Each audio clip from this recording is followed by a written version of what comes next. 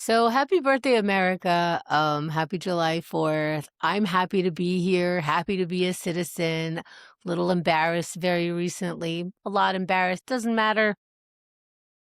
That's not the point of this. The point of this is I just had maybe the worst July 4th ever.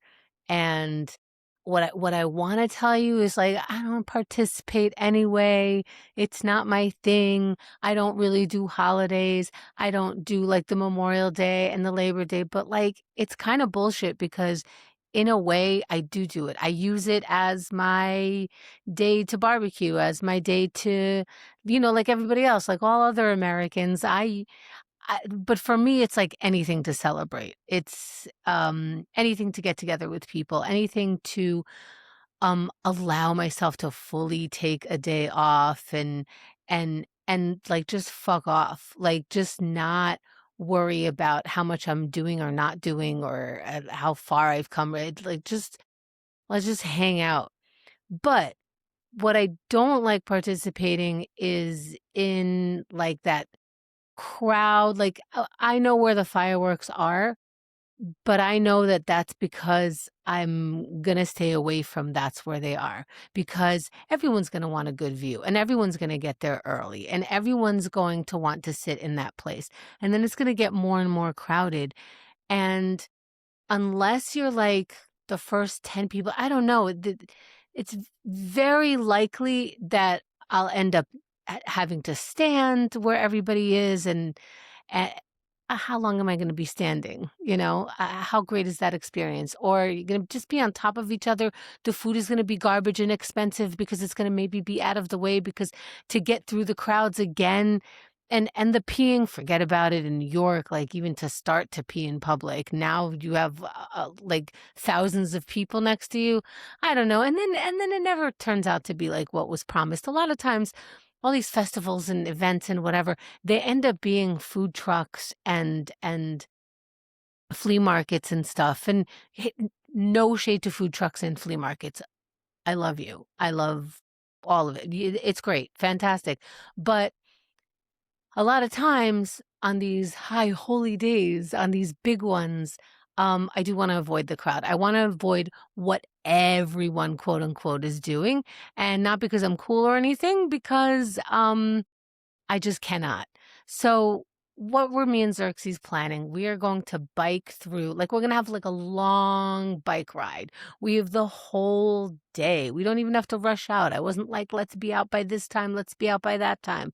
It's cool. We made food for the entire day so that we could avoid, like, uh-oh, we're stuck in like even pedestrian traffic. We're stuck out, maybe we're on a lawn or whatever and there's only like a terrible food cart or something. So, you know, if I want to eat hot dogs, I want to, I it's going to be like the way I want to in the and it's most likely in these big holidays, it's not in the water that is just anyway, I'm really obsessed with this, like, eating, making sure that I might be hungry right now. Okay.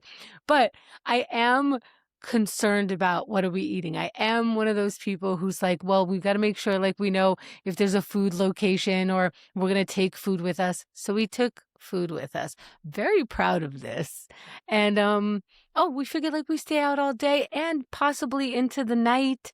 And I think no matter where you are in in the US, like, even if you're in a city like New York, you kinda are gonna end up seeing some fireworks. Like, even if you're not in the main Macy's fireworks area in New York, I remember doing kids' parties, and I would work on holidays, which was fine, but I would get a little FOMO, but, like, on the way home from July 4th jobs, I see all the fireworks. A lot of times the traffic, it'll either slow down or completely stop. People are sitting on the side of the road and whatever, and it's just like, "Look, this is gonna happen, let's just enjoy the fireworks." So, I figure if we're at a park, we're gonna end up seeing something, and even if not, we're gonna have, like, a long, luxurious bike ride. Fantastic. So, there was a heat warning, and it was very hot, but I don't usually sweat, and if it is hot, like, maybe I'll sweat a little, it's nothing that bothered me here. this heat advisory, um, I was starting to sweat, like, on the elevator down from the apartment to the street. And this was like I think a 5 mile there, 5 mile back sort of situation, but we had options to go further, making it like 10 or 20 or whatever it was. We had the option for that long day, but like the first stop was at 5 miles and it was Forest Park.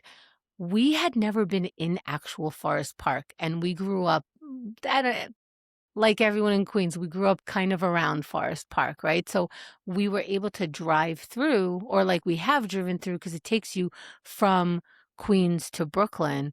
And I believe it used to be called the Interborough, right? So wait, I actually have um all the different things. So that park, Forest Park, you take the Interborough and you take Queens to Brooklyn or Brooklyn to Queens. It used to be called the Interborough.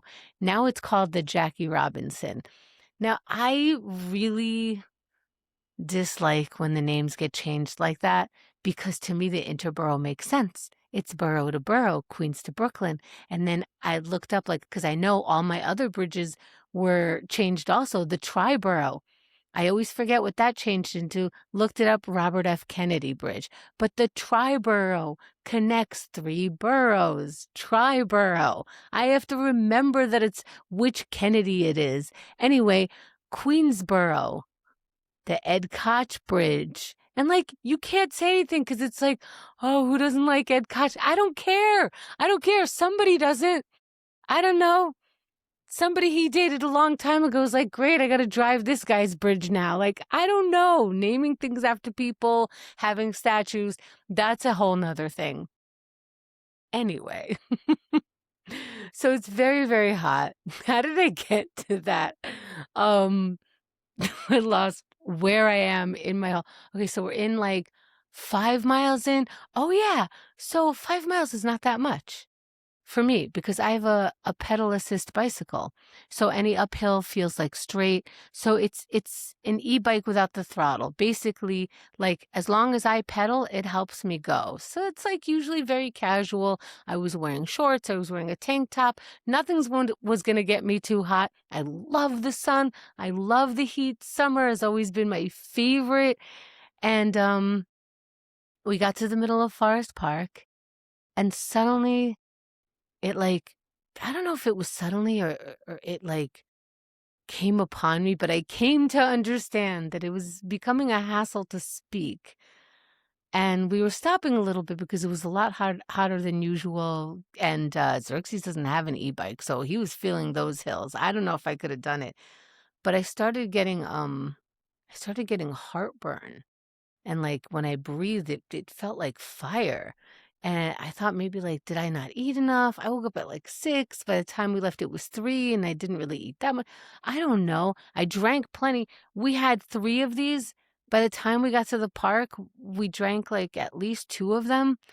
Um, but it felt like my body was when I get heartburn sometimes, and I had an endoscopy from how badly it started becoming, and I was removing acid, like all this stuff. But now I'm getting hot, and I do remember there was a couple times where I'm like, "Oh, it's a particularly hot day. What would that have to do with heartburn?" But I'm getting these symptoms again, and so I'm breathing, and it feels like fire there. I'm feeling out of it. We still have to bike home. We're taking breaks, and I don't know. We biked home, but I had to sit on a bench for a while. I put some ice, like, from the drink just on me. I put a little ice water on my head and, um, just kind of, whoa, like, how has the sun betrayed me? We used to have look, I almost want to cry because I had this relationship with the sun where it loved me. And now I have to heed the warnings of regular humans when they say it's gonna be too hot. They're talking to me now too. Oh, or maybe 97 is just too hot for anybody. I don't know. But I don't like it because I don't want to stay out of heat. was so fantastic. But what, did I have a heat stroke?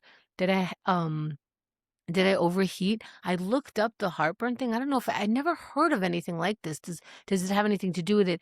And like when I looked it up, it said, I'm going to read it, overheating that triggers or accompanies heartburn. Let me move this over. Is often caused by heat. Wait, I should put my glasses on for this. Okay. So overheating that triggers or accompanies heartburn is often caused by heat stress, which slows down digestion. As your body prioritizes cooling, food lingers longer in the stomach, increasing pressure and pushing stomach acid into the esophagus. Like, how gross does that sound? But anyway, this discomfort also is a common symptom of panic attacks, perimenopause, or potential cardiac event. Is this what happened? I mean, I don't think I had a heart attack or anything, but it was whoa. Like, I have to take this very, very serious. I was out for the rest of the day. It was over. I think we got home at like 5, something like that. And it just the rest of the day was just watching Alone, which can we talk about the show Alone? Not right now, but like, does anyone watch that? Okay, totally different subject. That was my July 4th. Happy birthday to my brother also. Um, I don't know. I'm just glad that like I got better, that it was just really about cooling off and everything got better. How was your 4th? Cause whoa. Thank you. Thanks for listening. Thanks for watching. Thanks for being you. Thanks for answering my questions. Thanks for drinking your water. Thanks for subscribing. Good day.